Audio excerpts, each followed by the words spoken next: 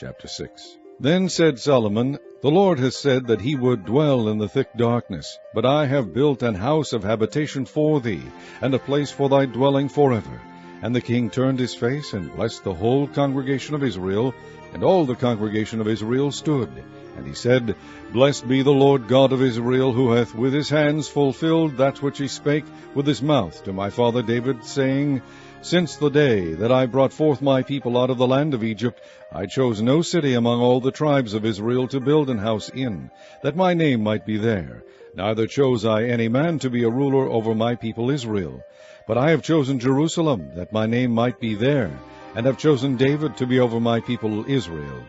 Now it was in the heart of David my father to build an house for the name of the Lord God of Israel. But the Lord said to David my father, Forasmuch as it was in thine heart to build an house for my name, thou didst well in that it was in thine heart. Notwithstanding thou shalt not build the house, but thy son which shall come forth out of thy loins, he shall build the house for my name. The Lord therefore hath performed his word that he hath spoken. For I am risen up in the room of David my father, and am set on the throne of Israel, as the Lord promised, and have built the house for the name of the Lord God of Israel, and in it have I put the ark, wherein is the covenant of the Lord, that he made with the children of Israel. And he stood before the altar of the Lord in the presence of all the congregation of Israel, and spread forth his hands. For Solomon had made a brazen scaffold, of 5 cubits long, and 5 cubits broad, and 3 cubits high, and had set it in the midst of the court, and upon it he stood, and kneeled down upon his knees before all the congregation of Israel, and spread forth his hands toward heaven, and said, O Lord God of Israel, there is no God like thee in the heaven, nor in the earth, which keepest covenant, and shewest mercy unto thy servants that walk before thee with all their hearts. Thou which hast kept with thy servant David my father that which thou hast promised him, and spakest with thy mouth, and hast fulfilled it with thine hand, as it is this day. Now therefore, O Lord God of Israel, keep with thy servant David my father that which thou hast promised him, saying, There shall not fail thee a man in my sight to sit upon the throne of Israel. Yet so that thy children take heed to their way to walk in my law, as thou hast walked before me. Now then, O Lord God of Israel, let thy word be verified, which thou hast spoken unto thy servant David. But will God in very deed dwell with men on the earth? Behold, heaven and the heaven of heavens cannot contain thee, how much less this house which I have built? Have respect therefore to the prayer of thy servant, and to his supplication, O Lord my God, to hearken unto the cry and the prayer which thy servant prayeth before thee,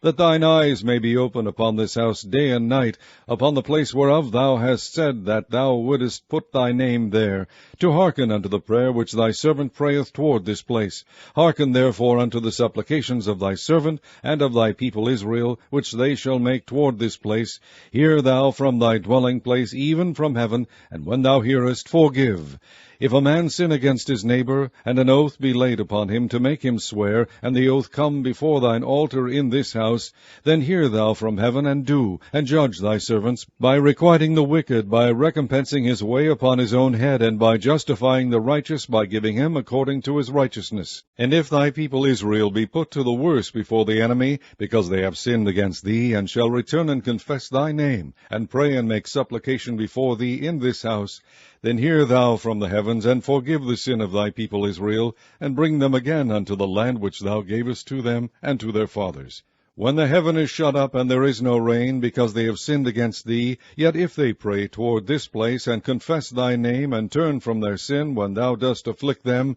then hear thou from heaven, and forgive the sin of thy servants, and of thy people Israel, when thou hast taught them the good way, wherein they should walk. And send rain upon thy land, which thou hast given unto thy people for an inheritance. If there be dearth in the land, if there be pestilence, if there be blasting, or mildew, locusts, or caterpillars, if their enemies besiege them in the cities of their land, whatsoever sore or whatsoever sickness there be, then what prayer or what supplication soever shall be made of any man, or of all thy people Israel, when every one shall know his own sore and his own grief, and shall spread forth his hands in this house, then hear thou from heaven thy dwelling place, and forgive, and render unto every man according unto all his ways, whose heart thou knowest, for thou only knowest the hearts of the children of men, that they may fear thee, to walk in thy ways, so long as they live in the land which thou gavest unto our fathers. Moreover, concerning the stranger which is not of thy people Israel, but is come from a far country for thy great name's sake, and thy mighty hand, and thy stretched out arm, if they come and pray in this house, then hear thou from the heavens, even from thy dwelling place, and do according to all that the stranger calleth to thee for, that all people of the earth may know thy name, and fear thee, as doth thy people Israel, and may know that this house which I have built is called by thy name. If thy people go out to war against their enemies by the way that thou shalt send them, and they pray unto thee toward this city which thou hast chosen, and the house which I have built for thy name, then hear thou from the heavens their prayer and their supplication, and maintain their cause. If they sin against thee, for there is no man which sinneth not, and thou be angry with them, and deliver them over before their enemies, and they carry them away captives unto a land far off or near, yet if they bethink themselves in the land whither they are carried captive, and turn and pray unto thee in the land of their captivity, saying, We have sinned, we have done amiss, and have done wickedly,